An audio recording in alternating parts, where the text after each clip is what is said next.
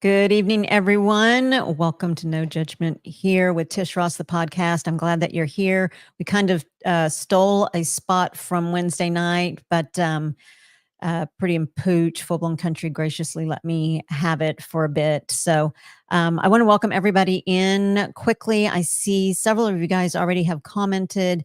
Melinda Dobson, welcome in. Marianne Bimler, I'm glad that you're here. Yes, I know that you can't wait to hear. I can't wait for you guys to hear. And I'll say this probably a couple of times. If you have a platform on YouTube or Facebook or anywhere on social media where you are able to share this, please share it.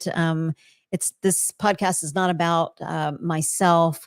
It's all about our journeys and what other people need to hear. We tell our stories here so that other people will know that they're not alone. I said it before and I'll say it every time. Tracy, TNT Adventures, thank you for being here. Hi, Arlene. Peter, Old Man King Homestead, I'm glad that you are here. Good to see everybody. James Hall, thanks for being here. So please share if you can. Really quickly, I just want to tell you first and foremost that we are not doctors. We're not, I'm not a counselor. I'm just a regular person bringing people in just like you and I who have been on,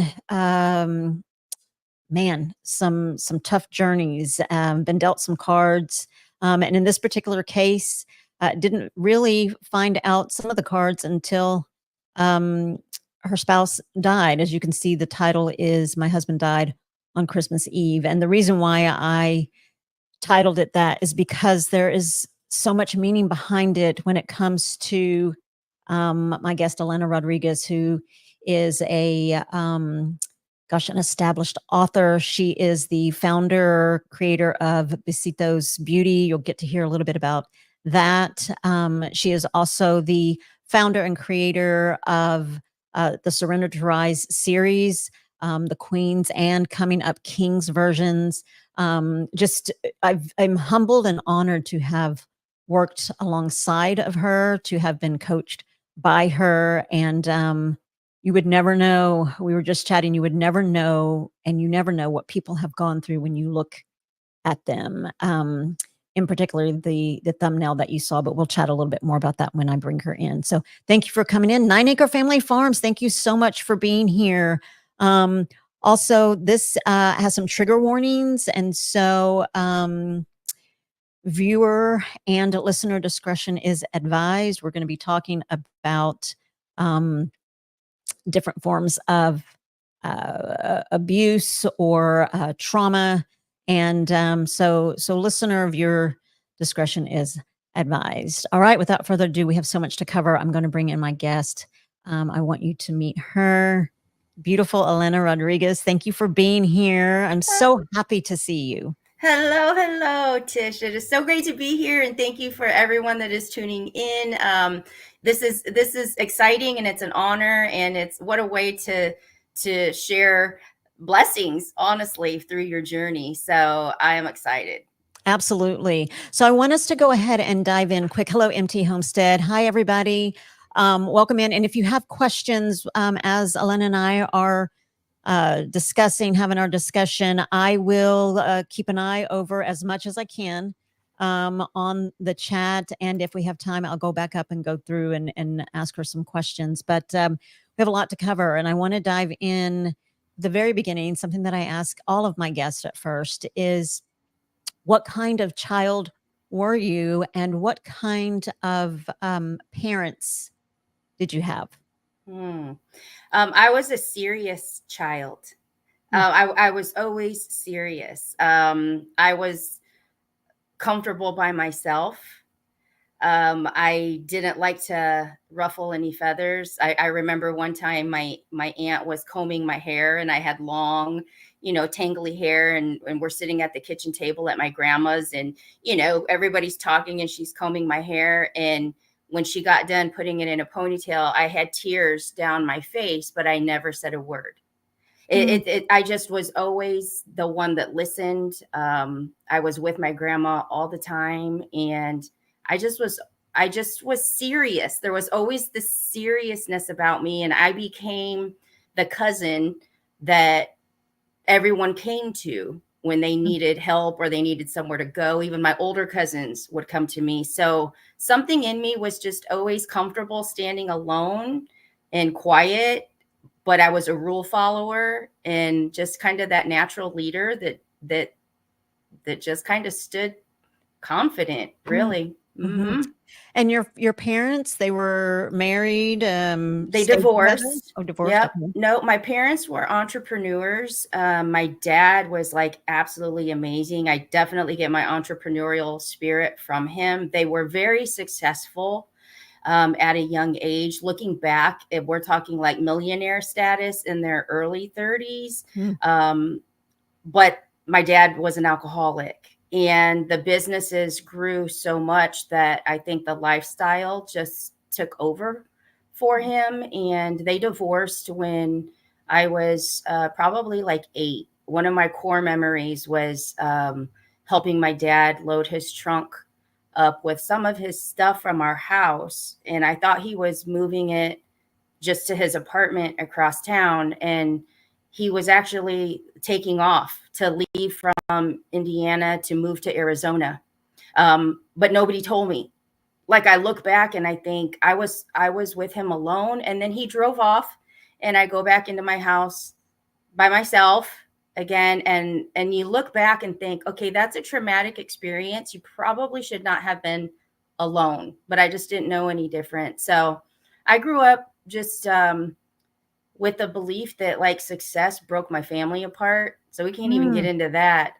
So I really pushed it away. I would rather have been poor and keep my family together than to be successful and think that that was going to break my family apart. So I lived most of my whole adult life, young adult life, just really needing my dad, but Mm. him not being there. And my early 20s, I went out to visit him in Arizona. He picks me up, and the first thing we do is we go to a bar Mm. because he was an alcoholic and we didn't really know how to have a relationship. So, hey, let's go have some drinks. And at that time, I was able to tell him how angry I was and that I wanted him in my life. I felt like like I was a lot like him, but I didn't know because I wasn't around him. So I always just felt odd and I felt different and I felt like my ideas were crazy and like, who am I? Because I wasn't, that part was like him and he wasn't around me. So I let him have it. And he was a grown man in the bar around all his employees and stuff. And I had him in tears. But you know what? That was the greatest time because we ended up building a really, really good relationship for the remainder of his life. So Mm. Wow. My yeah. goodness. And so when he left, when he drove off, when you were 8 years old, Mhm. had you seen him in between that time, or was it when you were 20 when you saw him again, or did you have contact, connection with him? I saw him a few times. You know, he ended up you know, when they got divorced, there was an affair in there. And so he ended up getting marrying somebody who had 2 young kids. So I think I was like in 5th or 6th grade and I flew out there and, you know, was with this family that I didn't even really know. And then I don't think I flew back out there until like I was 14. Mm. And that was a tricky one because we went out there for my grandparents' 50th anniversary, me and my sister. My sister's older. And when we got off the plane, that was back in the day when people could come to the gates and like wait for you at the Mhm. airport and stuff. And so many years had gone by, especially as a young girl, those years where you're like developing and you're changing and you're not that little tomboy, you're now a young woman. And we got off the plane and we're waiting and we're walking around and we're waiting and we're like, dad's not here to pick us up. Like, what the heck? We actually had him paged through the airport, and because there were no cell phones, you know, back then either. And so we actually had him paged because we're like, dad's probably drunk, you know, somewhere. Mm. And he was actually sitting there waiting for us. We did not recognize him, and he did not recognize us.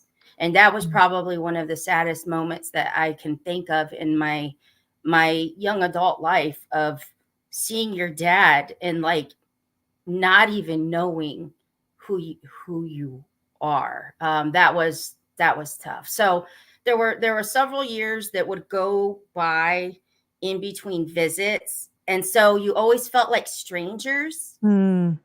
And then again in my 20s, after that initial I let it out. I wanted my dad in my life, but I had to get my anger out. I had to not carry it. And so then I started flying out there. I went like 3 months in a row to be able to just be out there again and again and again, so that we could actually start feeling like we were gaining traction in Mhm. building a relationship. And then um, once my I had my first son, once my children came into the picture, we made it a point that we went out every year right after Christmas and spent New Year's. Every year we'd go out there. So it ended up being, really great. But no, growing up, it was hit or miss. There were no birthday cards, there was no phone calls.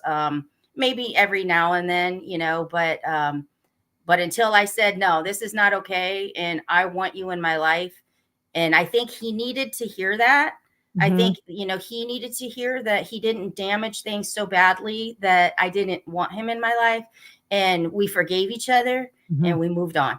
So, I was getting ready to say, it sounds like he needed to hear some forgiveness without even asking for it. But let me ask you this. So one thing that you said is that when your aunt was brushing your hair, um, obviously there was some pain involved because you had tears rolling down your eyes, but you didn't say anything. Um, it's and being a rule follower, and also being the person that people come to, probably because people look at people who uh, are rule followers, who don't say anything.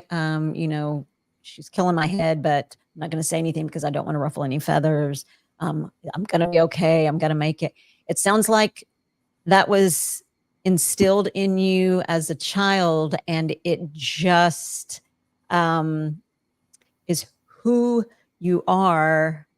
And the reason why I'm saying this is because being such a strong person and the way that the Lord created you is exactly how you had to be to endure what you did, per the title of this podcast. And yes. so I want to move into a little bit of the type of man that you dated, if you dated in high school and college, and then how you met your husband, the one that we are sharing about today. Yes. Well, I got in a relationship that today would probably be illegal. He probably would go to jail. I was 14 and he was 18. And that was my first experience with like a relationship. And needless to say, it didn't last long. But my while I was 14, in my town, we would have Mexican dances. And there was one Mexican dance that was for the graduates for that year. It was the class of 1989. Mm. And the band that played, there was a bass player who was young. And, I just was like checking him out and all of that. Anyway, we ended up meeting and we ended up dating. He ended up standing up with me in my quinceañera. I lived in Indiana. He lived in Illinois. And that's how we met, because he was in Indiana playing in the band. And um, I gravitated towards him, and we actually stayed together long distance into my 20s. Mm. And I look back now, and that's a whole nother show right there, of what that was. But I ended up running away from home my senior year of high school. I was pom pom captain, student council, like all these things, and ran away my senior year to go live with him Mm. in Illinois. And a couple years later, he ended up getting another girl pregnant, and that ripped my heart out. That ripped my heart out. I actually remember thinking like, okay, I can accept this child, we'll get Mm. through this. And it turned pretty ugly because he ended up having to get just really mean because I I was going to bend and Mm. conform to whatever needed to be to keep that relationship. But looking back, I now realize it was the whole family unit that I didn't want to lose because I didn't grow up with a family. And being in a Mexican band, there was like people, cousins, and everybody living at the house all the time that they ate dinner together. They played basketball in the backyard together. I mean, the whole family was always together. And that's what I was really in a relationship with, was not Mm. only him, but the whole family. But yeah, he broke my heart. He came back around years later, and we had to make amends through certain things. So that was a gift from God for me to see that it actually worked in my favor, because he's an alcoholic today. Mm. Wow. But that, yeah, that was my relationship. So I didn't date a lot during high school. I dated him even though we were long distance. And then in my 20s, when he broke my heart, then it was time to move on. So You know what's amazing to me when you say that you were dating him, but it was also the family unit. I've always thought, I think we date people where we are mentally. Where are we? What are our needs? Where is the trauma? Where are we mentally? Where have we not healed? And mhm. so where you have not healed is what you look for, and that person fulfills Yeah, that need or that nurture that you didn't get, or the healing that hasn't taken place, and we are feeling where they are in their mental journey, or their journey of not healing, or what they need. yeah, And so so after that relationship ended and you guys kind of mended, uh, forgiveness and whatnot, and thank God you're not with him because he was an alcoholic. um how did you meet the man that we are discussing in this particular story? well, I knew him as a kid. I went to high school with his sister. Mm. Her and I were in the same class, and he had an older brother that was actually in my sister's class because, like I said, she's older. And so he fell in the middle, and he was about 5 years older than me. And I remember when I would go to my friend's house and see him there, I just thought like, ooh, he's hot, he's cute. And but then as you get a little bit older, I'm 16, he's 21. So that just during high school was not it was just not a thing. But Mm. there was always just kind of something there. And it was undeniable. There was just always some sort of attraction. I always feel like there's certain people that you come into contact with that it feels like there's an inner magnet Mm. that you are just drawn to for whatever reason. And I do feel that. It can be a complete stranger or it can be somebody but there are sometimes people that are like, there's just a pull there. Mhm. And I feel like him and I always had that. Well, we ran into each other like shortly after my boyfriend broke my heart. And when he got this other girl pregnant, we ended up at a party. And he wanted to go out with me then because now we're in our 20s, now we're older. And I actually told him, like, I can't. Like, I knew I was not in a good space. It would not have been a good idea. And so I actually turned him down at that time. And then when we circled back and came into each other's lives years later, Mm. that was brought up. Like, I almost feel like there was a piece of him that never quite forgave me for that. And looking at things now, I can see almost where there was like a constant punishment. I almost feel Mm. like there was something so angry towards me because he ended up getting to a point where he blamed me for a lot of his life that didn't go the way he wanted because I turned him down at that party. It's crazy. Yeah. But we knew each other. I mean, from like kindergarten. He was just older than me. And so you guys then started dating Hmm. and got into a relationship. Hello, shades of gray. Um, got into a relationship. What kind of relationship was it? Well, see, actually him, me and his sister, because like I said, we were friends. We were friends on Facebook, and so she must have had like her Facebook up when he was at her house, and he saw me. So then he friend requested me. Well, my dad was dying of cancer. Okay. And he started messaging me because he had lost his father. And so it just kind of became like a conversation. And so that was the initial thing that brought us back into each other's lives. Mm. And the day that we had my dad's services, my sister had her husband there. Everybody had somebody there except for me. I remember sitting in the back of the truck while I watched all these people hug each other. Everybody's crying, everybody's sad. And I just, again, sitting by myself. Mm-hmm. And he texted and, you know, that, that comfort that he was there right when I needed him, when I was weak, when I was vulnerable, when I was alone.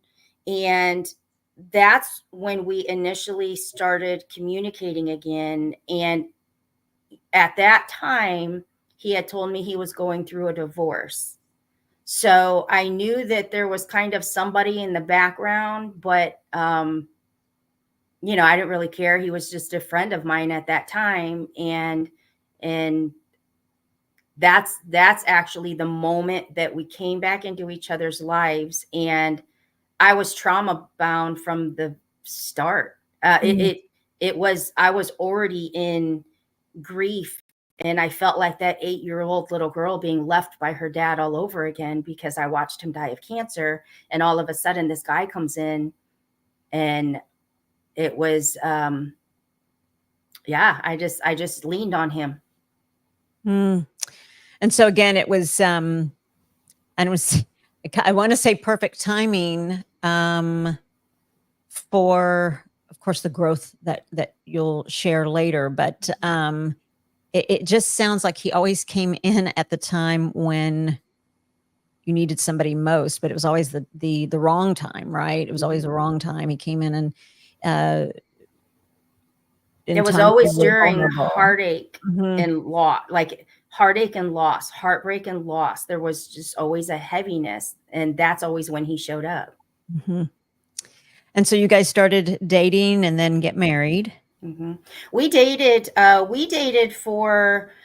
We were together about 8 years, and couple months in, I kind of realized, all right, I don't think your divorce is really as far as long as you're telling me. I had said I am stepping away because it kind of sounds like you all are still needing to figure some things out, or you're done and she's not, or something's, it just was like, is this divorce in motion, or is it not? And looking back, I knew when I'm like, I'm going to step away and let you all figure this out. There, then the I'm going to kill myself. Mm. He was a hunter, and I would get those text messages, I'm cleaning my guns, I'm just going to shoot my brains out. It just became very, very toxic, and I worried, and then I got worried, and then I'm like, oh my gosh, what am I doing? I can't hurt him. I mean, I was sucked in like right away, because that that natural caring nature of mine was like, he needs me. He was there for me, now I need to be there for him, and not even realizing that that was just the beginning of chaos. So we were together for quite a while before his divorce was actually final. And I think the reason that I was okay with that is because I didn't even have anything in me.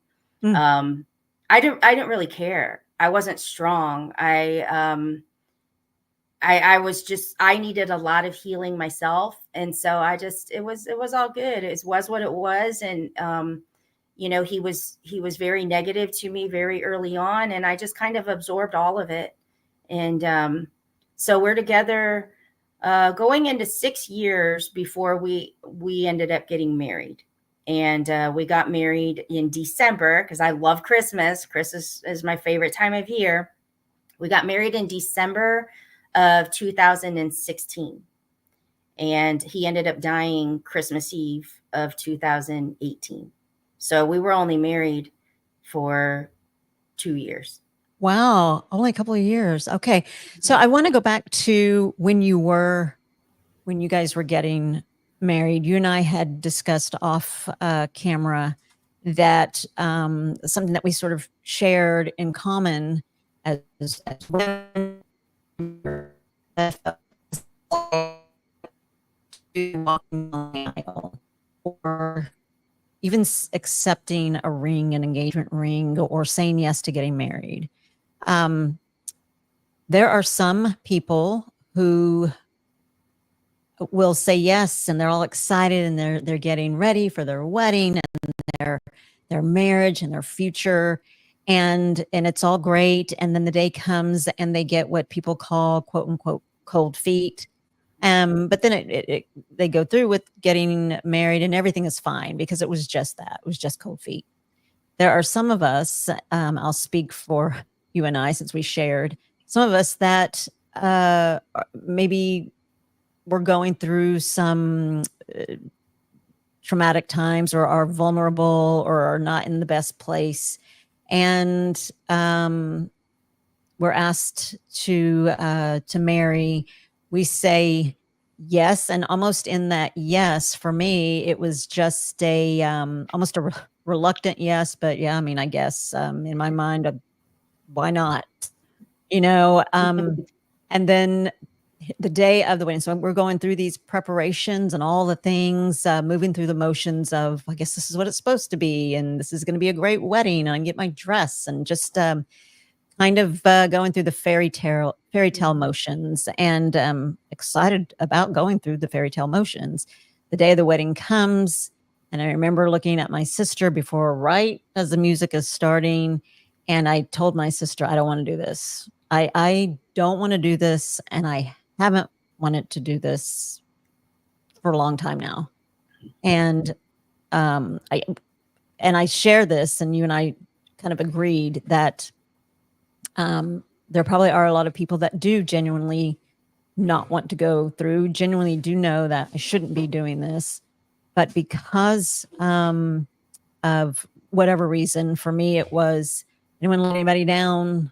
I got a crowd. There's a crowd out there waiting for me to walk down the aisle. We've already spent all this money. My parents have spent money on cake and a small reception. And what would I say? I'm going to go out there and tell everybody, sorry, I didn't want to do this in the beginning. Sorry that you guys came out here, And you had something similar, correct? Mm-hmm.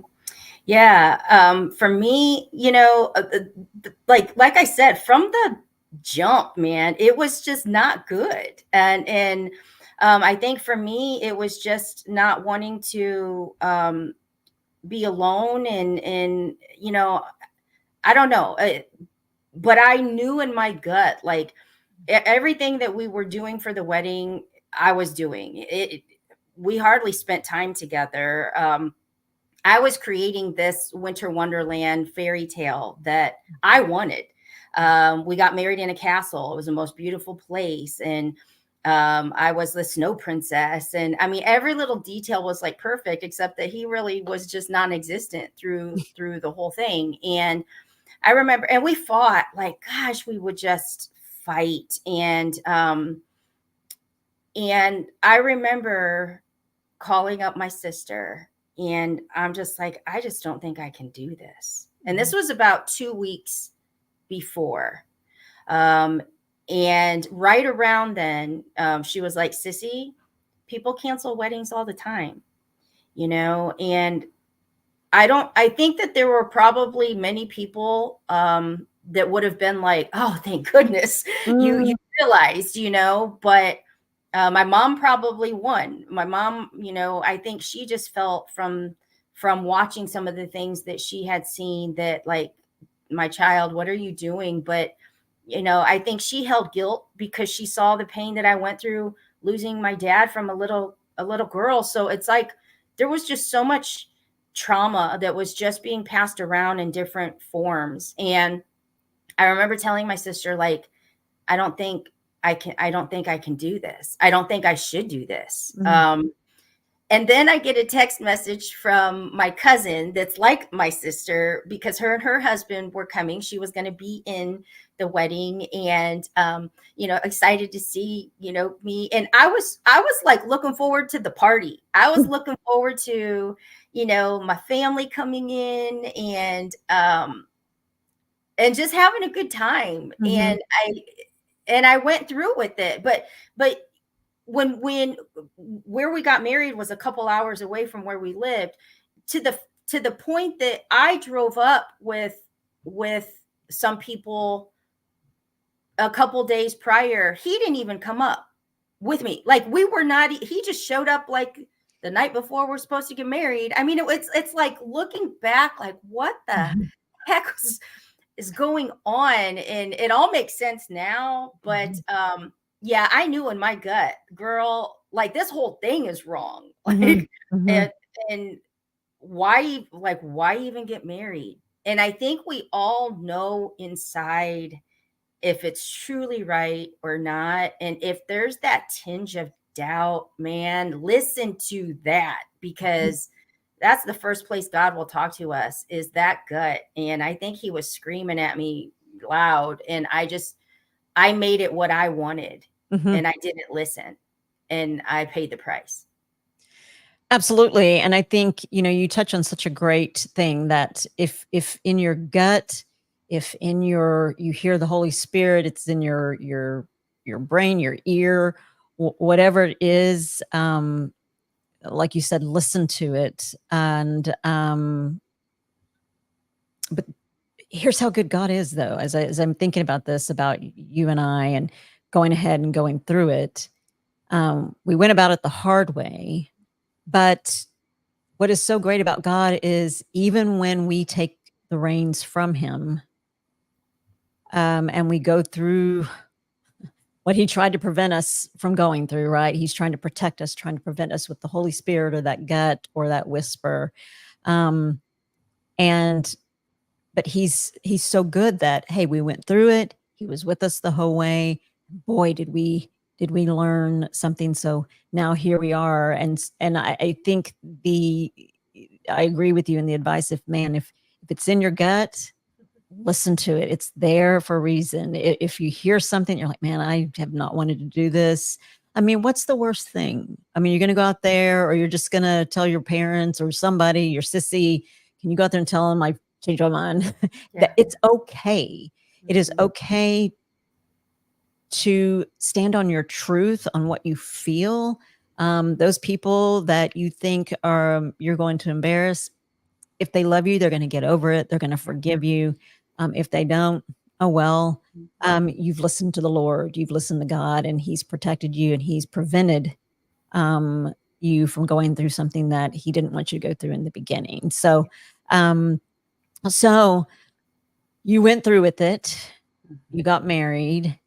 You guys were only married for a couple of years. What was your marriage like? Were you working? Did he support your work?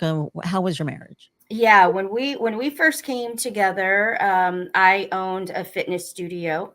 So that entrepreneur in me, I owned a fitness studio for 14 years. So I had a brick and mortar building. I had 9 associates that taught classes for me, and then a lot of franchise gyms, like the big gyms that can be open 24 hours, and I just couldn't compete. So I ended up closing my business, and I got into a hospital system. And in the revenue cycle, I became a leader in the revenue cycle. And looking back, I take this entry level position because I never really worked for anyone, and I took this entry level position, and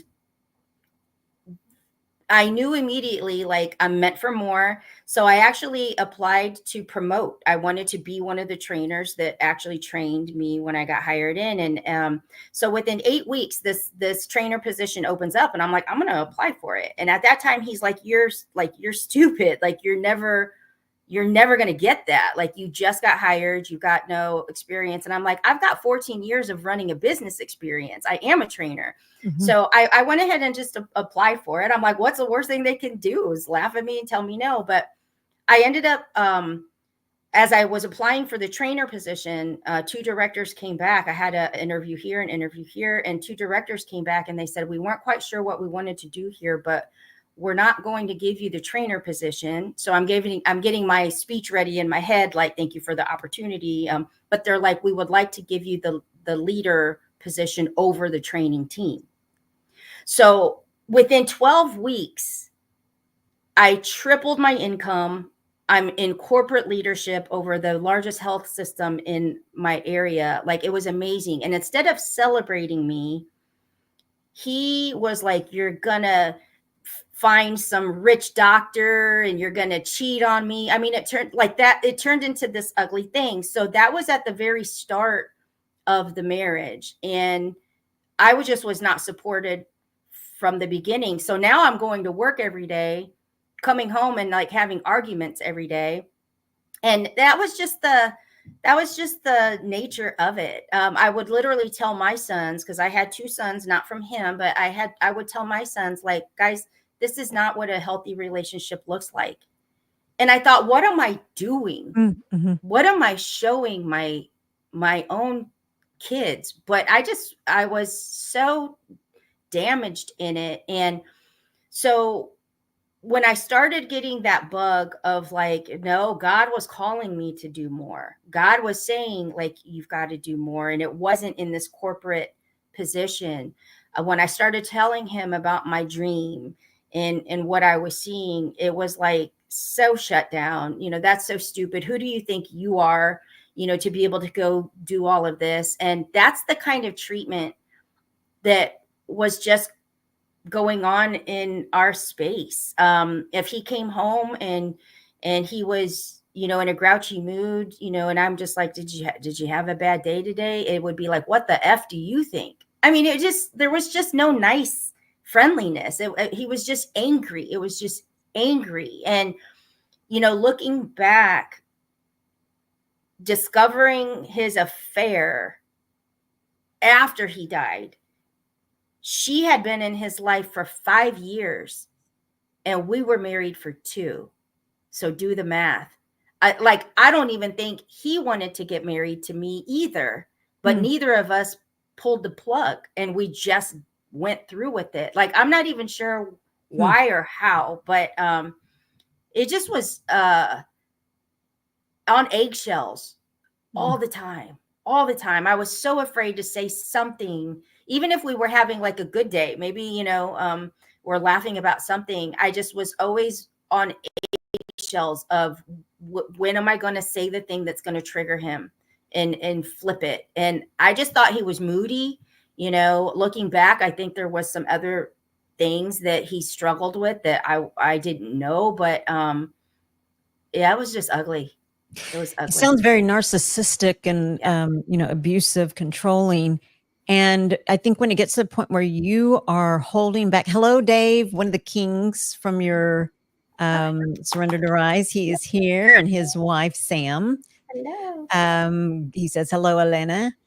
But I think when it gets to the point where you feel like you can't even say anything, and what if I say this? Is that going to upset him? As it's that is very abusive. And so one of the things that in some of the domestic violence interviews that I've done with some men and women, one of the questions I ask that a lot of people ask, it's almost like, and I sort of use this analogy a lot, is when people haven't gone through it, but they ask you the question. So the analogy is, if there's somebody suffering from anorexia and it's just this disease that they have, and they ask, why won't you just eat? Aren't you hungry? Just eat, just eat. You're so thin, just eat.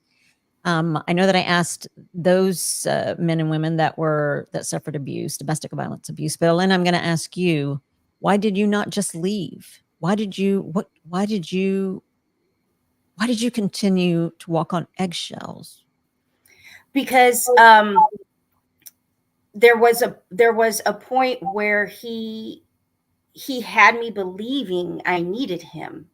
When he came into my life when my dad had died, and I shared with him, when they talk about they love bomb you, and they come in and they're like your knight in shining armor, and he actually was at the time that my dad died. It's like everything. He was just great that I poured into him, and I shared.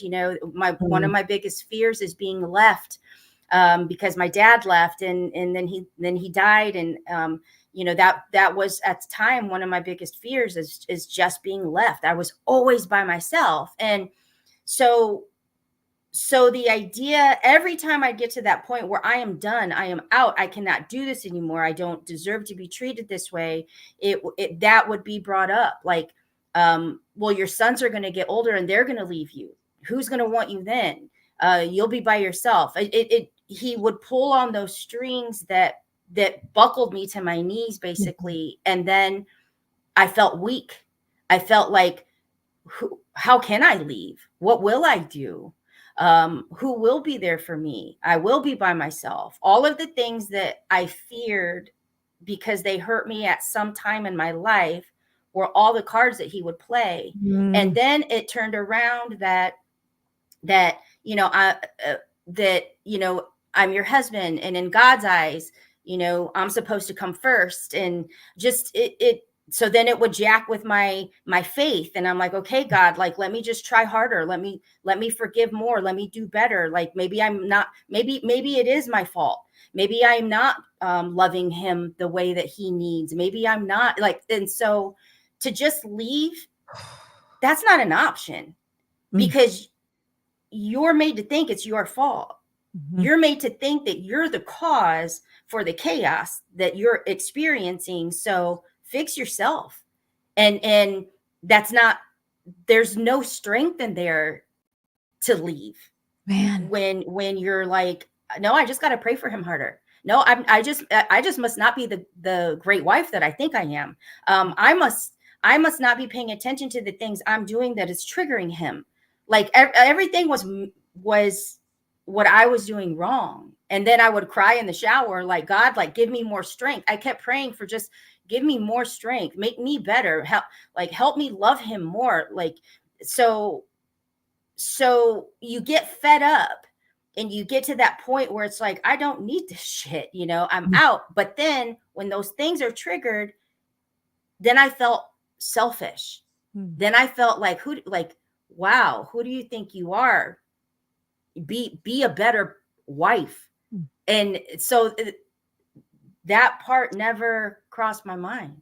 Wow, Elena, you have explained that and described that in ways that I hope that women or men that are in these type of relationships or situations where it is amazing what abuse does to the mind. It is amazing how a narcissistic person or abusive person can use what they know, those triggers. They'll know it's going to they know if they keep on saying it, that you will spend time thinking, is it me? Is it me? Do I need to be a better wife? Do I need to be loving differently? Because every time I open my mouth, they're shutting me down, or they're yelling at me, or I'm not good enough, or I'm supposed to come first and you're putting everybody else first. I mean, and then you do start thinking that maybe it is me. Yeah. And and real quick too, having had my fitness studio, okay, I was like fit for all my life, all my adult years. And then I stopped working out completely, and I'm working at a corporate office. And so I'm packing some pounds on because I'm not even working out anymore. And even in those moments, then the stress, and then you're eating because for me, I was just trying to make myself feel good. And so then that mind shift of wow, somebody else got your good years. I got left with this. I mean, Mm. so then I started hating my body because I knew that it was changing and I didn't feel, sexy anymore. And he surely didn't make me feel sexy. He made me fully aware that,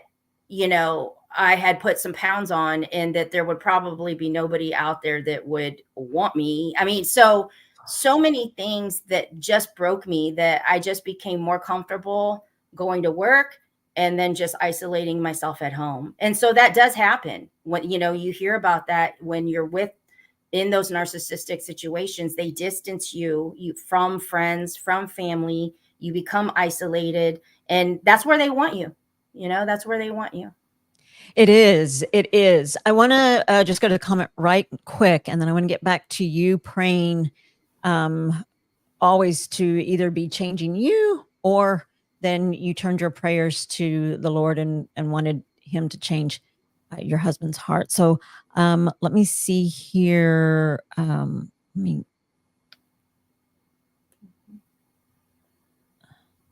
Sammy says, I've heard the term love bombing a lot. I have a cousin that was physically beaten right in front of me, and that's what he'd do to her once he was done.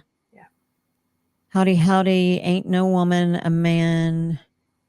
At least that's what my last 9 exes told me.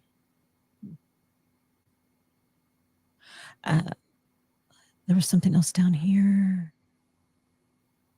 Really just evil, and then Bible thumping.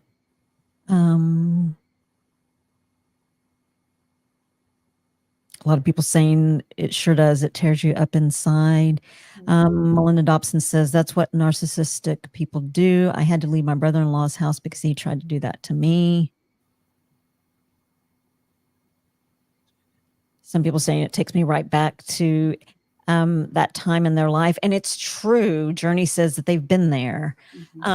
It is true, because I have an ex. Even now, as strong as a woman as I am, as much as I've gone through and have survived or rose above, there are still times when that PTSD or that trigger to even think that I have to have a conversation with him, even though he has no power or control, I still get this feeling in my stomach. It's like, ugh, I just don't want to. It frightens me a little bit. It makes me feel uneasy. But it's crazy what abuse can do to a man or a woman. So Elena, you continue to go to work. You continue to pray that God would change you. And then your prayers shifted. Your prayers shifted into starting to pray for your husband. Explain that. Yes. See, so while I was in my corporate position, that entrepreneurial spirit, that doesn't, for me, it never went away. And I started getting this idea about, starting a nonprofit and, just really serving. And God was calling me. And so I joined the John Maxwell team. I licensed through John Maxwell.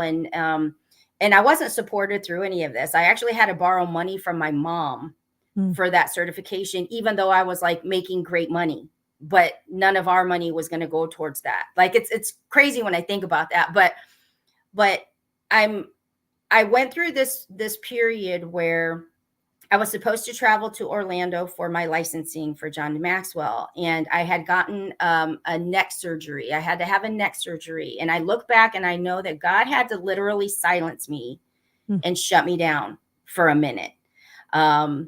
And during that time, and this all ties into what I'm leading up to. During that time, he started telling me I was going to write a book. And I ignored this because I was like, I don't even like reading books, God. I think you got the wrong person this time because, that's not me. But during this time, and I'm still healing, and my husband, I have to paint this for you. I had my neck surgery, which was extremely critical. Like I could have either died or come out paralyzed. And I stayed at my mom's house to be taken care of because he wouldn't take off of work to he owned his business, but he could take off to go hunting and travel, but he couldn't take care of me. So I stayed at my mom's, and he didn't even come and check on me because he said he had to feed our dogs. Like, this is the kind of abuse that I dealt with. And so I'm back home, and I'm still scarred up, and I'm brushing my teeth at like 10:30 at night in the bathroom, and I'm still hearing, "You're going to write a book." And I'm like, "No, God." Like, I'm having these conversations, and finally God said, "You will write a book. It will be called Broken Stronger." And I stopped, and in that moment, it was like a movie trailer of all my pain from a little girl, from like watching my dad drive away, from my boyfriend getting his girlfriend pregnant. I mean, like, or, getting that girl pregnant, like all these, like my dad dying, my stepdad dying during surgery, like all this pain just kind of flashed before me, and I'm bawling. And this is all happening in my bathroom. And then it's like God allowed me to see my strength, and he swooped up all this pain, and it's like he took it away. I felt lighter in that moment, and I felt like I'm going to be okay, and God can handle it. God can take this from me. So I have this experience in my bathroom, and this is December of 2017. Okay, so we got married December 2016. A year later, I had my neck surgery. We didn't celebrate our anniversary because I was healing, but I had this experience. So I knew my strength. I knew God's power, all in that moment. And now I can look back and see God was clearing the pathway for what was to come.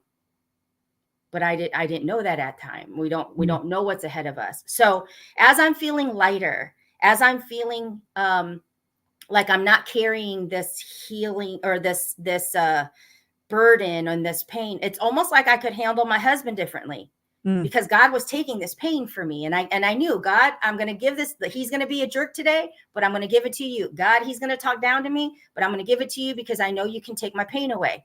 He showed me that. So I started praying for my husband. And I started praying. As much as he would beat me down and I would cry in the shower, I remember praying like, God, I don't believe I deserve anything. At the time, I really believed I only deserved what I worked for. So I didn't believe I deserved anything, but I remember saying, but God, I know I don't deserve to be treated this way. I know I don't deserve to be treated this way. So please change his heart. That's what I started praying for. God, please change his heart, because I know that I don't deserve to be treated this way. And I could see all of this greatness that God had in front of me, this message, this strength that he was allowing me to see for whatever reason I didn't know yet. But I just knew I was in that bathroom. He touched me and he changed me. And so all I knew was any pain coming my way, it's already handled. God's got it. My strength, he's given this to me my whole life. That's why I was the kind of child that I was. Mm-hmm. He was preparing for me. That was God's education from day one in my life. And so I started praying for God to change his heart, because I knew that he had a bigger calling on me. And I knew that in this space, in this confinement of this relationship and the marriage that we had and within the walls of our home, that what he was calling me to do would never thrive. It would never see the light of day. So I just prayed, God, like, just change his heart. Allow me to do your work. Just show me the way. Give me the strength. Like, these were just my daily prayers. And God changed his heart. He answered my prayer, but he had a heart attack and he died. And so today, you think I'm not going to come out here and do the work that God created the pathway for me to do? That's why I share this again and again and again, because there's so much complexity of negativity, but yet blessings of grief yet freedom. It's just so much entangled in this experience that God allowed me to go through for my purpose today. Absolutely. And some might think, there's a lot of people on here. Wow.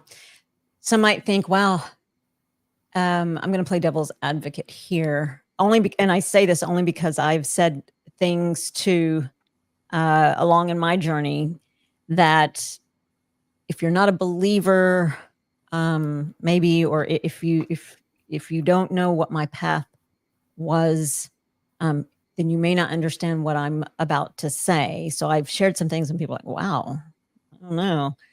What would you say to those that are like, wow, you mean you prayed and you feel like God answered your prayer by your husband having a heart attack? No. Yeah, I do. Mhm. Our purpose, our soul contract, our his journey, my journey, the way that it evolved. Yeah, like, to me, maybe not. Maybe it was just the stress that he was under, and we can get into why he was holding so much stress, and he just had a heart attack. But to me, knowing my relationship with my God, my grand overall designer, my Jesus Christ, that's what got me through, and it still gets me through. And it's undeniable the impact that is happening in other people's lives today, simply by me refusing to let my pain go to waste, refusing to let the ideas and the messages that God has allowed to enter my spirit. It's my responsibility to do something with that forward, and those meant to hear it will. If they're not, then they won't. Is there negativity that comes at me? Absolutely. Are there people that roll their eyes and think, oh, there she goes? Cool. Then that's on them. But all I know is that at some point God said, just bring people to me and I will take it from there. Mm. And so the only way that I'm able to do that is in everything that I do. I have to claim his hands over it. And so, yes, I prayed, change my husband's heart. God, change my husband's heart, because I know that you've got something that you're calling me to do, and I can't do it in this space. I can't even breathe. I can't even talk about it. Just change his heart. That's all I prayed for. Mm-hmm. And even in the hospital, when I prayed for restoration over his brain, healing over his body, and I prayed for renewal of his spirit, those were the three things that I prayed, like, God, bring him through this, but restore his brain, heal his body, and renew his spirit. And I do believe God did do all of those things, just not here. Absolutely, Elena. Absolutely. And there's so much beauty in your story. I mean, in everybody's testimony, right? There's so much beauty. And I love that you share it so that others know there is purpose behind the pain, something that you always say. And that when God's calling you to do something and you say yes, he's going to make a way when you think there is no way. He's going to clear the path, whatever that looks like for you in his mind. If it means, I'm going to renew your spouse's spirit, I'll handle it from here. And maybe that means bringing him home. And then you are on your way to do God's work, if that's what it takes. And one of the things that you found out, and you had mentioned that maybe it was some stress that he might have been under himself that may have caused him to have a heart attack. Once he passed, you found out some secrets. You found out some things that your husband had been keeping from you, and you essentially lost everything. Can you share about that? Yeah. So he had his heart attack on November 30th.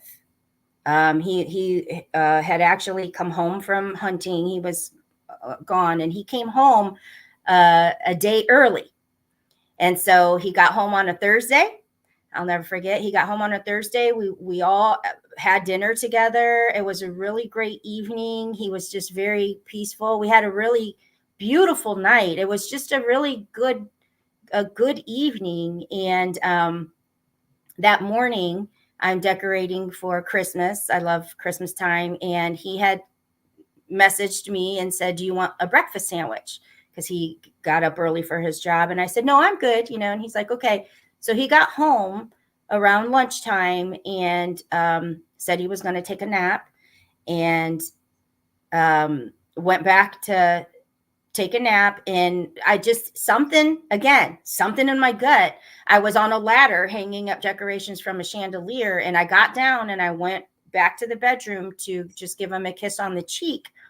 And when I gave him a kiss on the cheek, he didn't respond to me at all. And I'm like, dude, like, you just got back here. Like, don't ignore me. Don't be a jerk. Right. And so I tried to tickle him, under his armpit. And then that tinge of like, quit messing with me. I remember saying, like, quit messing with me or I'm going to call 911. That's just the thing that I said, until I realized in that moment he was face down, but I didn't see it like when I walked in there. So I pushed the pillow and I caught this like big gasp. So I'm like panicking. I call 911. Needless to say, he had a heart attack, and they had to work on him for a really, really long time in our bedroom to even just get him to a point that they could take him to the hospital. So that's November 30th. He was in ICU for 25 days. I had to make the decision to turn the machines off. And he ended up hanging on long enough that it went into Christmas Eve. And so he passed on Christmas Eve. And, I think that was my favorite time of year. So that was our second wedding anniversary. He was in ICU on life support. Mm. But after he passed,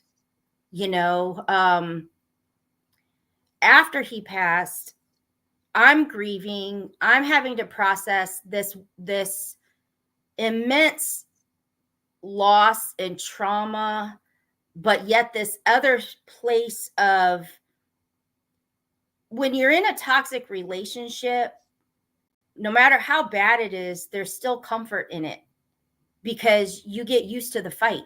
Yes. You get used to the pattern. You get used to the highs and lows of the fighting and then the making up, and everything seems like, when you make up, it seems so much greater just because it's so bad all the other times. So I was mourning that as well. Mm-hmm. Like, I didn't choose to leave. So even though it was toxic, I was still tied to him. Mm-hmm. So I had this trauma that I never healed when I lost my dad that was attached to him also. So everything is just crazy in my world right now. But on top of that, then I started discovering the lies, I'm trying to find out some financial things, and my name was on properties that I didn't know. I remember him having me sign papers that needed notarized, and he was telling me that there was like a mistake with the notary. And so literally I had my name on like 2 plots of land that I didn't know we had like this huge mortgage. Like, all of our retirement was placed into this property, and I was like losing everything. I discovered that a cabin that he built on that property that I thought was just paid for, because he handled all that stuff. Mm-hmm. That when we had bought our home, we bought it as a cash buy. It was a foreclosed home. So we bought it, that he had taken a loan out in his name only on the home. So the banks wouldn't even talk to me about my own house. I mean, all this, that he had no life insurance. What we were looking at, he was convinced that the property that he had purchased would be our retirement someday. So all of this, it was just like, what? So I'm dealing with the loss, but now I'm dealing with this discovery. And that was all money. That was all land. That was all. I ended up having to put something up for the property up for auction, and it went at the reserve. I didn't make a dime. So as we move on, it was about 9 months had gone by. Now we're in the month of August, and I'm still trying to clean up pieces of his business. Like I said, he had his own business, and I needed a number of a contractor. And I'm like, I know that he has to have this number, and it wasn't in his phone. And then, like, it's so crazy because 9 months goes by, and then all of a sudden it's like, oh, you check his other phone. Because I was never one of those that needed to check phones. We barely even like talked, right? But he had gotten a new telephone because he needed his service would always get lost when he would go to the hunting property. So he wanted to change cellular provider. So he had just gotten a new phone. And that's the phone that I had. And when I'm like, okay, check his old phone. That contractor number has to be in there. And so 9 months has gone by, and I have to charge it up. I have to find it, and then I have to charge it up. And as soon as I open it, I see this name of this woman, and I know who she is. She was a client of his. And my gut was like, don't open this. Don't go there. And of course I had to go there. And there was 5 years of an affair in my face. And the thing is that she had texted while he was at the hospital on his phone. And I was just like, thank you so much for checking on my husband, because she knew him from, he was a painting contractor. He painted her home years prior. So I'm just thinking people might be catching wind that he's in the hospital now. And thank you for checking up on my husband. But I actually said that. Thanks for checking on my husband. He can't talk right now. He's on, on life support. But now I know why she was texting. And of course, the text probably didn't go beyond that, because I'm answering saying, hey, thank you for checking on my husband.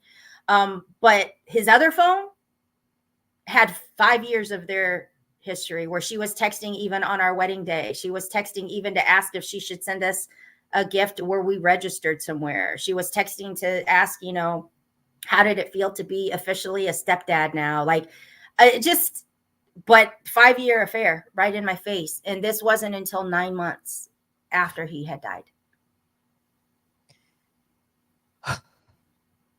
I mean, that is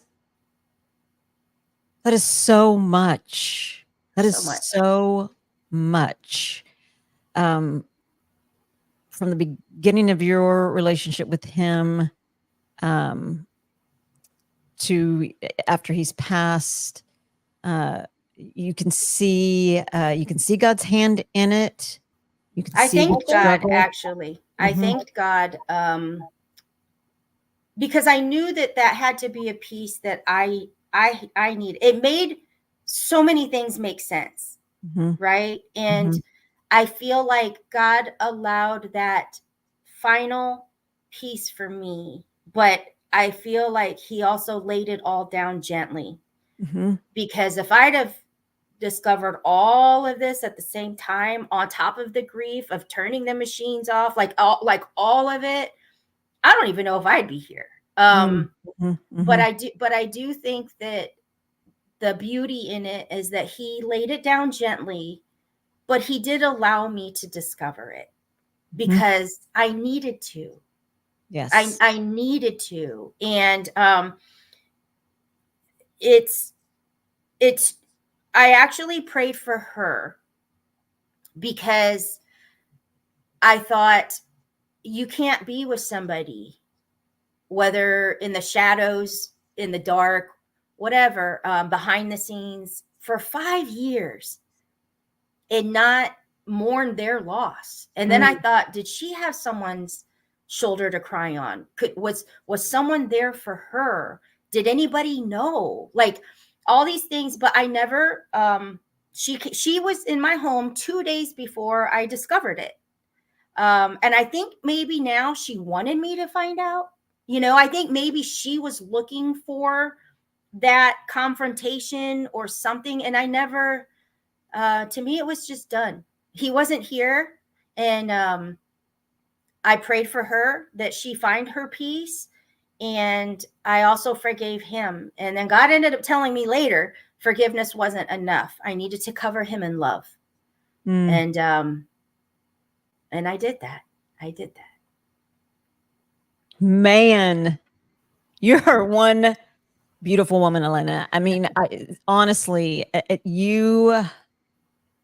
I'm I'm almost speechless, which is kind of crazy, being a broadcaster and on radio, and a person that loves to talk and hear people's stories. But you give hope to the hopeless. There is healing where people think there never will be. And like I always like to say, when you're at the bottom of the barrel, then becomes the rise. Because once the Lord gave you so beautifully, so gently, the revelations, even while you were married to your husband, who was not supportive of you, but their God was supportive of you, and he handled everything, took care of everything, laid everything out very gently, but did reveal what you needed to, what he needed for you to see. And then you lost everything, which brings me to the thumbnail that we spoke about in the very beginning of the podcast. You're wearing the necklace in the picture that I kind of scrubbed through. And and for those people that haven't seen the thumbnail, you have to go back and look at it, or just look at Elena right now as you're watching this podcast. Just look at her right now, and that necklace and her makeup, and she's just so beautiful, as you all can see in the pictures that I was kind of scrubbing through. I like to go through a social media, someone's social media, if it's a guest that I know and they've posted pictures that I know it's safe for me to pick one of them because they're already out there, right? So I was going through the pictures, and I always like to look at. It takes me a minute to get a thumbnail together because I like to study a person's face and their eyes. I don't know, I'm weird like that, and went through all the pictures, kind of landed on a couple, and then the Lord saying, no, not that one. So I went down, and the picture on the thumbnail, Elena is wearing that necklace that she has on right now, and it looks as happy and as beautiful as she does right now. I don't know, there's a realness and a trueness about your beauty now, though. You can see that there is a God's has touched you, and it's a different kind of beauty. Not that the picture wasn't beautiful, but underneath the picture of the thumbnail was a mask of pain. You were wearing this mask of, I'm happy, things are going great, but underneath it, there was a lot of pain. And you had mentioned to me, you shared with me, that the day that picture was taken, tell everyone what was going on. Yes. Well, the one piece is when I had left my corporate leadership job because I was like, no, I'm going to start my business. I licensed through John Maxwell. I was going to write a book, and because my husband owned his own business, I was like, I started laying down the rules. And I'm like, you're going to support me for this next year while I get my business off the ground. So that's a critical piece because I leave my job and I host a first retreat. Things are going well. His heart attack was 8 weeks later. So I had left my job, and then he had his heart attack, and then he died, and then he didn't have his business, and then there was no money. So that's a critical piece is I didn't have my job. And my boss, bless her heart, she has since passed from cancer, but bless her heart, she actually was like, I don't know, do you want me to see if I can offer you your job back? What are you going to do now? And I remember at that time saying, what do you mean, what am I going to do now? I'm going to do what God said I was going to do. Okay. So that's a critical piece, because when I say I lost everything, I assumed that I would sell the property, right? I assumed that I would be able to sell this property and at least make a way. Well, with some legalities and the water and the septic, like all the stuff, it wouldn't sell. So that's why it had to go at auction. And because all these people pulled together, they just pitched in for the reserve. I didn't get a dime. So all this time is going by while I'm discovering the lies, while I'm discovering the financial ruin, while I'm discovering the affair. And I still wrote my book, Broken Stronger. I think I needed that for me. And I'm still fighting to like get my business off the ground, but I'm a hot mess. Like, how am I supposed to coach and lead people when I'm like, my world is literally crumbling from beneath me while on top of me? Like it was the weirdest place to be. And I had started after I discovered the affair, and I knew like I couldn't even sell the house because his name was on that loan that was against it. They wouldn't even talk to me. So I started looking at like, what can I sell? What kind of things do I have at hand right now? And, you know, I had a $7,000 diamond wedding ring. And so, and it meant nothing to me because obviously the marriage meant nothing. And that's a key thing. You know, what you value determines its value. So when somebody was like, how could you like sell your $7,000 diamond ring? I'm like, because it was no different than like a bubblegum ring. Like it meant nothing if the marriage meant nothing. And so I had a friend that was in the jewelry business, and I just asked like, where can I go to get this looked at to see what it's worth? And so I went to jewelers and I went to pawn shops, and it was worth about $500, like literally. So people need to know that a diamond will depreciate, like it's not worth anything. So I kind of kept it in the back burner, like in a back pocket somewhere in case of emergency type of thing. And I am scheduled for a podcast, an interview, because my book Broken Stronger was released and we were going through Morgan James Publishing, and I was going to do a podcast, and my electricity goes out that morning. And I'm in panic mode. I'm calling the electric company, and at this point they're done with me because I had been so behind, and I'm making my way and I have excuse upon excuse, and they're like, no, you need to pay this much to get your electricity on, and moving forward you're going to have to prepay. Like that's how bad it was. And I'm in panic mode because I'm like, you know, my kids were at school, thank God they weren't home, but I'm supposed to be interviewed in several hours. And I'm like, okay, today's the day. Today's the day your wedding ring is going to actually count for something. And I went to the pawn shop because the pawn shop actually was going to give me $515 and the jeweler was going to give me $500. So I'm walking into the pawn shop. If I remember correctly, I think they have to take your fingerprint or something when you're selling something like that. And I don't know. But I'll never forget. I'm going to get choked up. I will never forget what that felt like. And then the shame of walking out of there and feeling like a fraud when I'm like, you know, yeah, let's promote this book. But I got my electricity on. I took the cash and I drove straight to the company and I paid cash down and went home, took a deep breath, got showered, put on my lipstick. And that's why I call it, sometimes you have to paint your smile.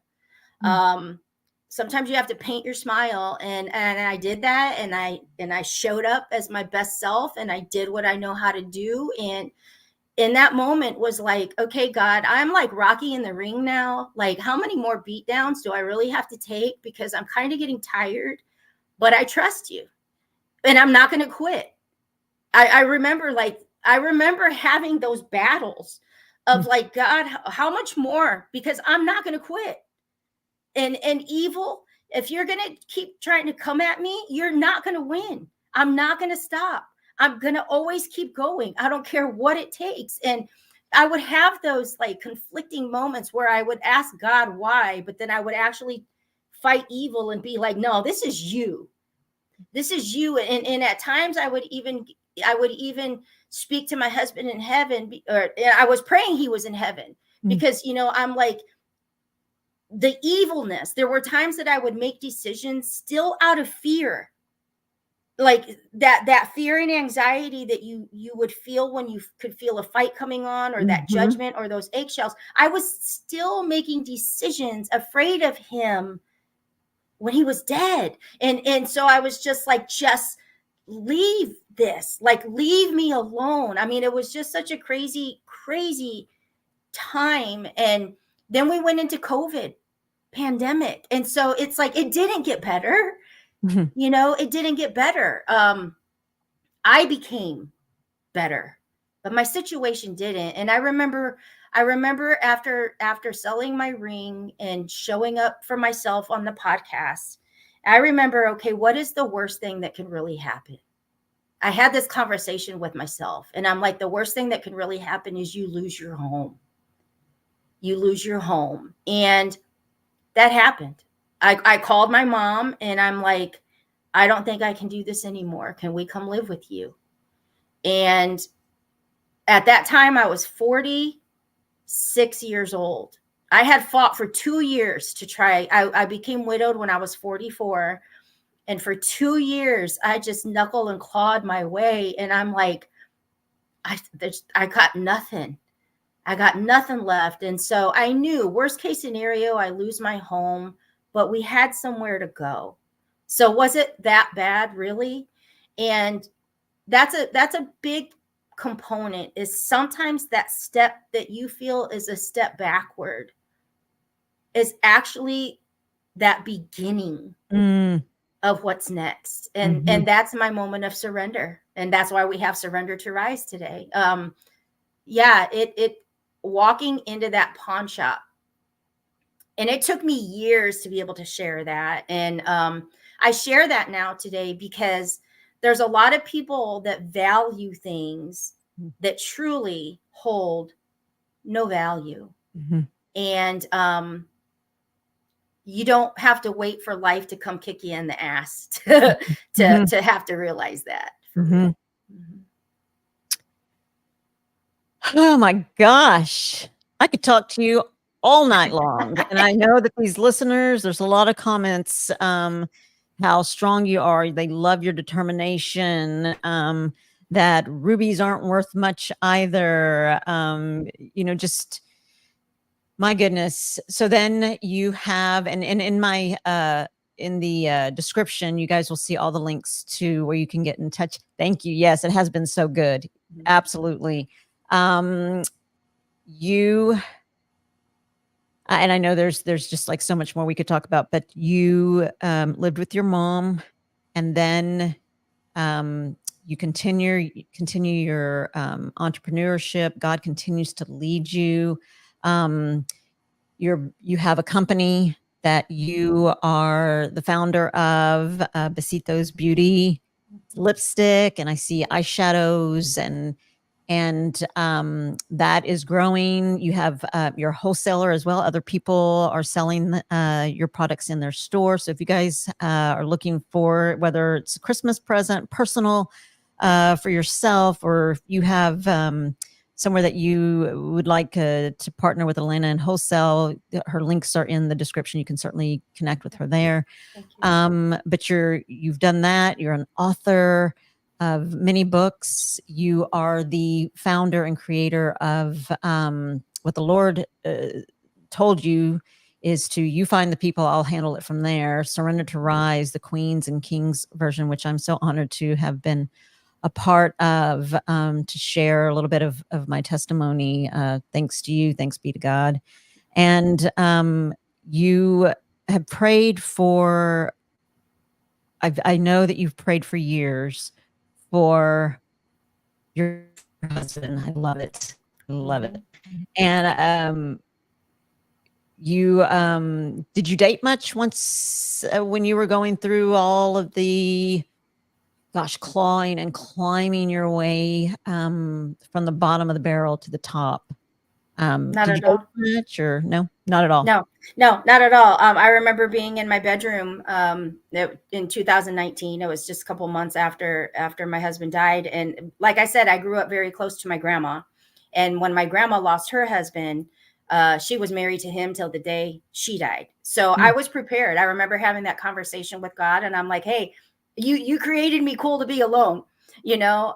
So I kind of accepted what where I was, and I took it that I'm just going to be widowed. I'm just happened to be widowed at 44 years old. And I just accepted that. And I remember him telling me, no, you will be married again. And I thought, whoa, I ain't going back there. I'm not doing no toxic. I mean, it's like I immediately went into this like, oh mhm, no, been there, done that, not doing it. And I thought, okay, if God is saying this, then I've got work to do mm, on myself so that I don't walk into something like this again. And so in 2019, I started writing to my dear future husband. And I wrote everything from days I was having bad days, days that I was praying for him. I couldn't wait to meet him. I didn't know where he was. But in 2019, I started calling 2024. 2024 is our year. I will see you, we'll be married in 2024. And as I got really clear on what I needed from him and what he needed to understand about me. Like I wrote to him like if I knew him and loved him like with everything that I had and it allowed me healing, it also made it very easy for men that were trying to come into my life to it was a clean no. mm. Like I don't need to date. I'm not on audition hoping I make the cut somewhere. Like God is telling me I will be married. I am preparing myself for my dear future husband. So I'm not here to just like hang out and do Netflix or whatever, um, but it made it very easy. I met a lot of beautiful people and I had some great friendships because I knew right away, no, you're not my dear future husband. But I think that a lot of men respected me for being able to say, like, I value time because I know it can be here for breakfast and gone by lunch. So I'm not going to waste yours because you're not my dear future husband. And but in 2019, I started writing to my or I started calling out 2024, and I could all honestly feel when he started growing near. And I'm married. Yeah, we got married in February. I'm 2024. Here we are. So So amazing. Yeah.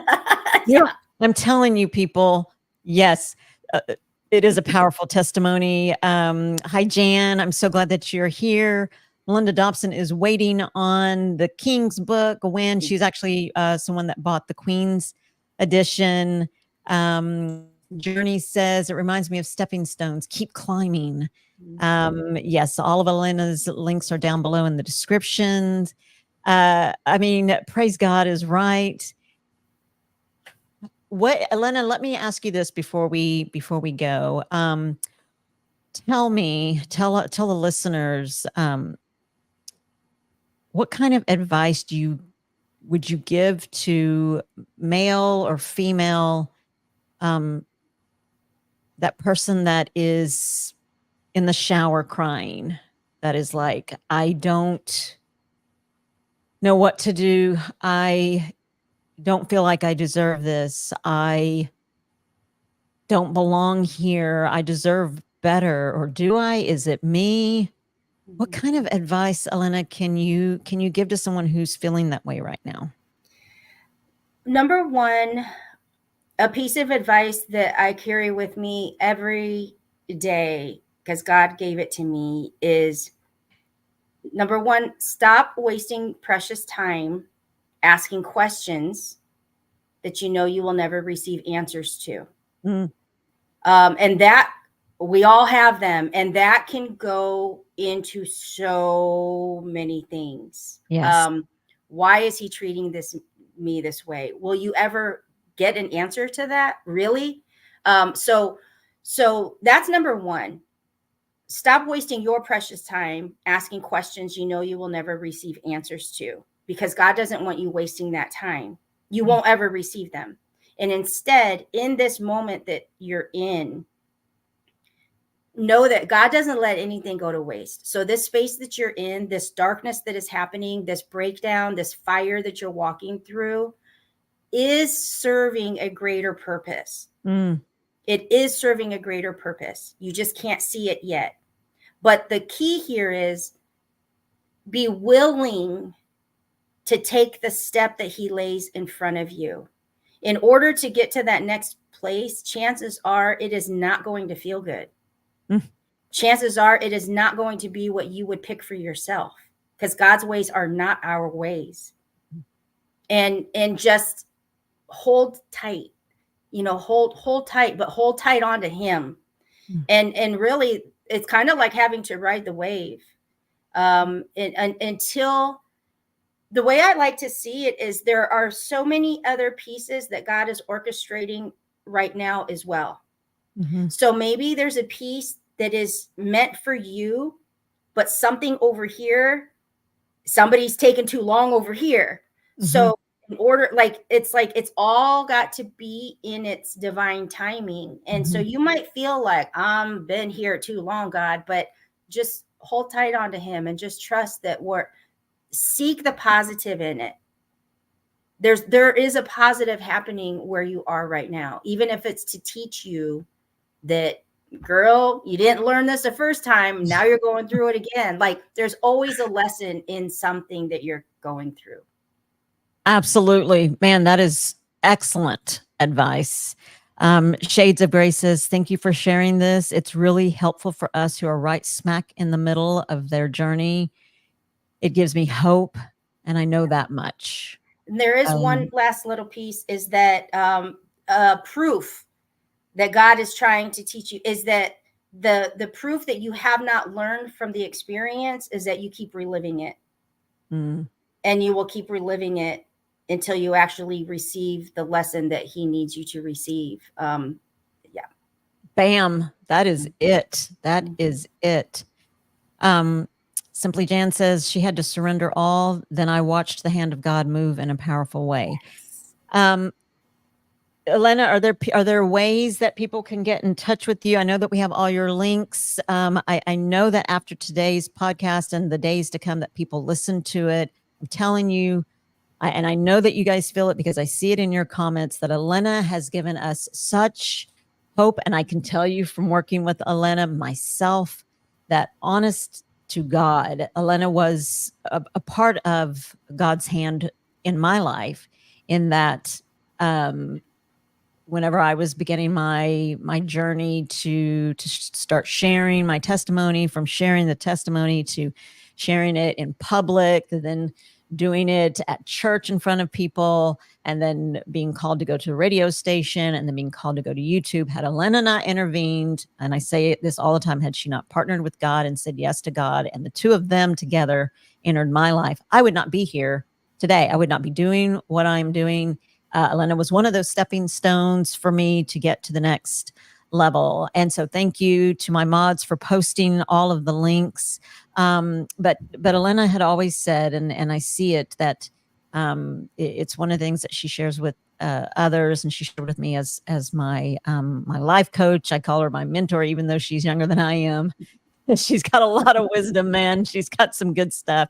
I remember her telling me, we're going to do it, and we're going to do it hard. We're going to do it. We're going to do it hard. And one of my biggest supporters and cheerleaders in my very first Facebook Live, I knew Elena was going to be there. And boy, if you have an Elena in your corner, you are truly blessed.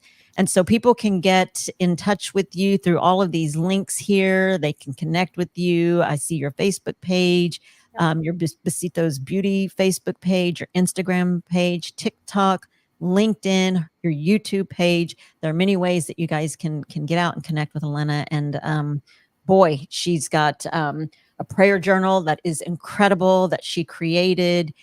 It's beautiful. I have my own and journal in it daily, just to sit and be still with God and listen. Sometimes he does have to just shut you up so that you can hear him, because like Elena said, and I agree so much that our ways are not his ways. And if you just sit and you be still and you have this beautiful journal to write in and just to write your thoughts and your prayer request and your conversations with God, and the things that you hear in your gut that you need to listen to, and you write those things down as opposed to saying, you know what, I'm just going to not disappoint anybody else. I'm going to go ahead and get married, as opposed to listening to your gut and what you wrote down. Reach out to Elena. Elena, do you have any more prayer journals available for people to purchase? I know you've sold a lot of them, probably the Yes. majority of. Actually, I do. And on my personal page, I'm moving this month. And so I'm like, you know what? I don't want to move all of these. So I'm actually doing, they're $20 right now. Like that's like half off, $20 right now. And so, but just message me because I don't have a link for that or anything. So just message me, and because I just don't want to have to move them all while I move. But I want to share one last little thing in the prayer journal. When you get ideas, okay, I'm the queen of like, oh, let's try it, see what happens. But this is another example of when God said, just bring people to me and I'll take it from there. Well, what is something that helped me heal? Writing. And so to me, I just love doing everything with the spirit of excellence. So I created this prayer journal, and I really created it to just open that conversation and connection. But why? Because God said, bring people to me. So if it's through a beautiful gift that somebody is actually now connecting, then I've done my part. You see what I'm saying? So Yeah. it's like never, like, if you get those ideas that you think like they're crazy or they're so big or how could I ever do this, like, oh God, let's talk. Because to me, I'm like, let's try it, see what happens. And I love that about you. Oh my goodness. Thank you, everybody. Everybody says great live, great Thank you, live. And yes, thank you. please share this podcast out. Again, it's not about us, it's about God. We are just his vessels to share his message and his goodness and what he can do for us, he can do for you.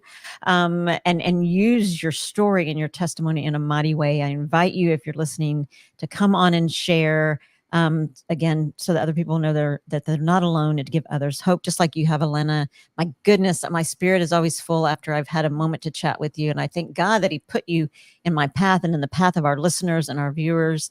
I'm grateful for you. And I Yes. just have one last question for you, Elena, one that I ask everybody. And I've asked you this before when you were on the radio show the first time. And I want to go back and listen to it just so I can see how much it's changed now, because we are ever changing and growing and forming into the creatures that God created us to be initially, right? Who are you today, Elena? Who are you from, since that little girl who was abandoned? I'm going to try to say this without crying, because whoa, that's a lot. The little girl that was 8 years old and saw her dad drive off and was abandoned.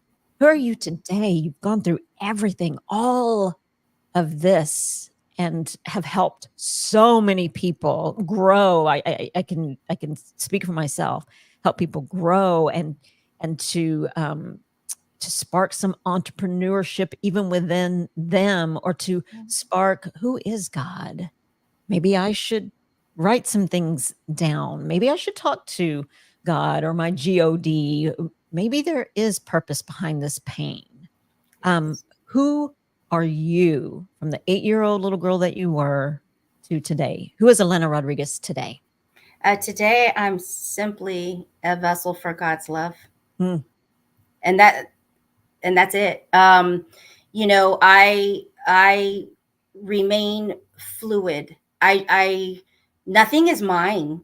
Mm. I'm just here. Like, I literally have come to appreciate the gift in every breath, in the moment. Kind of don't sweat the small stuff. It's because it's all temporary.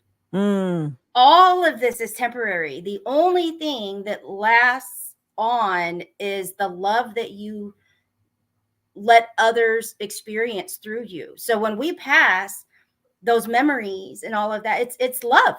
And so to me, when I'm feeling stressed out or I'm feeling in chaos, or I just remember, like, chill, girl, just let God love you, and go do your thing. It's all good. And to me, that's what people feel through me today. Mhm. Because I get that quite a bit now, is like there's just something, you can see it or you feel it. Or sometimes people, I just held a retreat and the women there were like, we just love to be around you, like, Mhm. and I'm like, it's God's love. I went from you could call it orphaned when you there's a label from orphan and abandoned to child of God, Mm. and we have to remove those labels. And so, yes, I felt abandoned. Yes, I had that trauma as a child. Yes, I was alone all the time, but that label's gone. And today I'm just simply kicking it with my God, like all the time. And I think we need to just kind of keep that relationship um personal. Mm. God has a sense of humor, and God wants to have fun too. And we can't hide anything from him, and he loves us anyway. And how beautiful for us to just look at everyone else through that lens also. Mm. And that's who I am today, just a vessel for God's love. That's it. My gosh. You're so amazing. I just love you so much. Oh, and can I Everything, plug yes, this in too? We are going to be in absolutely. Please, Texas. please. Surrender to Rise Live is coming to Dallas March 6th through the 8th. So if anybody wants to actually be at Surrender to Rise Live in person in Dallas, we'll be there in March. So Absolutely. You guys listening, please. Thank you for sharing this out, Jan. yeah. Yes, you guys need to come. And you get to meet Elena and hear her speak. And it's just even more amazing in person. And come meet the authors of the book, Surrender to Rise. And it's just a beautiful experience. So I encourage you to connect with Elena. Elena, I really cannot thank you enough for coming on and saying yes today and sharing your testimony. So many people here are saying thank you so much for sharing. This was fantastic. What a gift. People are sharing this out. And I pray, and I know that whoever needs to hear this will. And so, but we have to do our part and share it out so that those people that may not be a subscriber of mine, it doesn't matter to me, but so that they can hear it.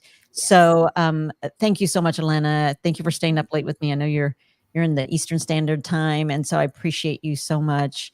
And I thank God for you. Oh, I love you, girl. I love you. Thank you so much to everyone who, shared their time with us this evening. Because, like I said, I value time, and the best thing that we can do for each other is just love one another. That's it. Absolutely. Absolutely. All right, guys. Well, until next time, thank you guys for spending this evening with us. And I know that you were blessed, as was I. I hope to see you again next time. And until then, I pray that you guys have a blessed night. Go out and be God's vessels. We'll see you next time. Bye, y'all.